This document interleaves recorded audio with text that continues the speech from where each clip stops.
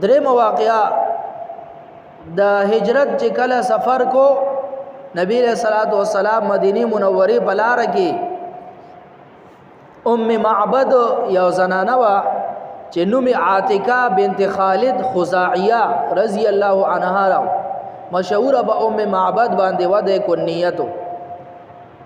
دیبا د مسافرو خدمت کو او د هغه په خدمت باندې ډیره مشهور وا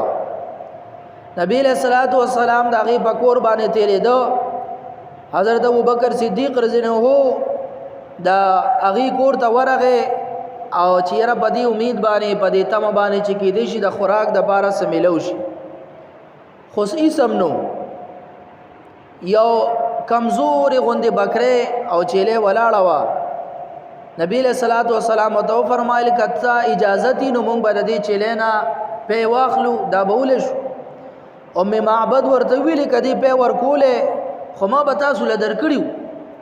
او بل خبره دا چې دا په ورکول خلل خبره دا خپل دونه کمزوري دا چې د چيلو دی باقی رمي سرا دا بارته وته نشي نبی علیہ الصلوۃ والسلام تو فرمایل چې په ارس حالت باندې وی تسر مونږ ته اجازه راکا د پيو اغشتلو ام معبد ورته فرمایي چې زمانه طرف د اجازه ده خو چيله نه به پي روزي نه نبی علیہ الصلوۃ والسلام دا الله بنوم سره د چيله د تینو باندې خپل لاس مبارک هغه اوه لہذا د هغه غلام زده پيو نه ډک شوا او خپل کولو کړلې نبی علیہ الصلوۃ والسلام دا غي په ولشل او یو غټه مټکه د نډاکه کړل غټ لوخه ام معبد ته اول ورک بیا کی جال تکم مسافر اغي ته پته نه ورکړل بیا نبی علیہ الصلوۃ والسلام او د نبی علیہ السلام ملګرو دا غي نه پیوسکل نبی علیہ الصلوۃ والسلام دوباره تنه په واغشتل او غلوخه تنه ډک ام معبد ته ورک چې دا تواخلا او دا غزين روان شو چې ما خام د ام معبد داغه خاون رو رسید ناغه دنا هغه ورته په ورمخ کې کړ چې دا په اوسکا هغه د بوسو کې جدا رقم زین راغلی دي نو ام معبد دغه ابو معبد ته پورا واقعا هغه ذکر کې جدا سي سکسان راغلی وو هغه مونږ په وختلو بیا دا پورا واقعا و د ذکر کړلا نو وته وی چې دا هغه مسافر په برکت سره زمونږ دی چيله په کړی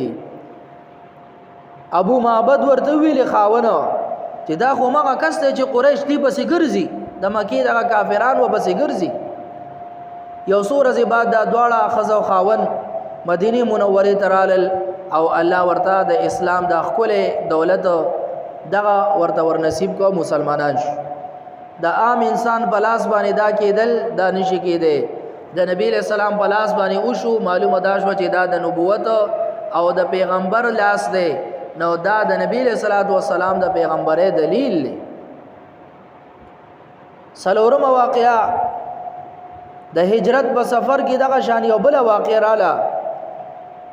یو ګډبو ابوبکر صدیق رضی الله تعالی عنہ ورته د پيو د پاره ویلي هغه ورته چې زمانہ چيله خدا په نه کوي او وته یو چيله طرف ته اشاره وکړه چې وی فرمایي چې دا پجمی کې لنګ شوی وا خو واپس د دې حمل چره هغه اولوي دو لہذا دا اوس په نه ورګي نبی علیہ الصلوۃ والسلام تو فرمایله دغه مونږ لراکا نبی علیہ الصلوۃ والسلام ته هغه چيله ورګړه باغی په تینو باندې لاس مبارک راخ کو او هغه ټول غلام زید په وډک شو ابوبکر صدیق رضی الله تعالی عنہ ته نه لوخه ډک او هغه ګډبل وروړو نبی علیہ الصلوۃ والسلام ابوبکر صدیق دی ټول دینا هغه په اوسکل او دا معجزه چې کله دغه ګډبول دل نو هغه ایمان او اسلام قبول کو مسلمان شو دا عام انسان بلاس باندې داسې کېدل دا نشي کېده دا د پیغمبر علی السلام بلاس باندې او شو معلومه دا شو چې نبی علیہ الصلوۃ والسلام دا الله رسول او پیغمبر دی ځکه الله دغه بلاس کې دا یو قسمه دا سیز اخودلو پنځم نمبر واقعا د غزوه بدر په موقع باندې او ځل نبی علیہ الصلوۃ والسلام یو موټه خور را واغشتله او د مشرکانو کافرانو طرف ته داسې ورو غرزولا او مسلمانانو ته حکم وکړي چې په کافرانو باندې حمله وکړي مشرکان په مقابله کې زر کسانو مسلمانان 314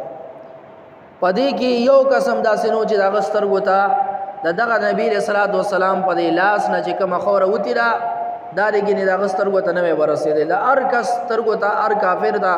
دغه خوره ورسېدل ځکه سورۃ انفال کې الله فرمایي و ما رمیت اذ رمیت ولکن الله رما کوم وخت کې تاسو دا خوره اشتله نو دا ظاهرا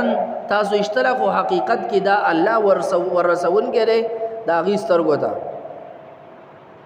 لہذا دین دا ثابتی کی چې د نبی علیہ السلام لاس مبارک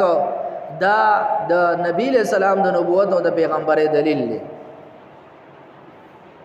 شپږم نمبر واقعا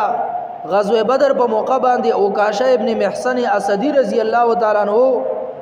داغه توره ماته شو نبی علیہ الصلوۃ والسلام ته اطلاع ورسېده چې یره دا اوکاشه ابن محسن اسدی رضی الله عنہ دا حضرت اوکاشه رضی الله عنه توره ماته شوی دا نبی علیہ الصلوۃ والسلام د توري د کجوري او خاخ ورل ورګ او ته فرمایل چې پدې سره وجنګيږي چې کله اوکاشه رضی الله تعالی عنہ د نبی علیہ الصلوۃ والسلام د مبارک لاسونو دغه کجوري دغه خاخ واغشتنو دا غینا د اوکاشه رضی الله پلاس کې الله تبارک وتعالى توره جوړه کړه دا د نبی علیہ الصلوۃ والسلام معجزه او د نبی علیہ الصلوۃ والسلام د نبوت دلیل وم نمبر حضرت سلمہ ابن حریث رضی الله تعالی عنہ د غزوه بدر په ورځ باندې اسلام قبول کړو او نبی له صلوات و سلام ورته د یو کجوره ورکړی و چې ابن تاب نومیو ابن تاب دا غي او خاخ ورکا خاخ نو ابن تاب او ته فرمایل چې بدی سره جنگي غدي کافرانو سره او غي کوم دغه سی واقعه چې کله دغه حضرت سلمہ ابن حریث رضی الله تعالی عنہ دغه د کجوري دا خاخ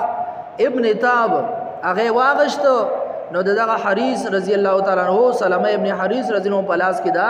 تور دین الله تبارک وتعالى جوړ کړل او دا هغه د مرګ پورې د شهادت پورې دا تور دغه سره و بیا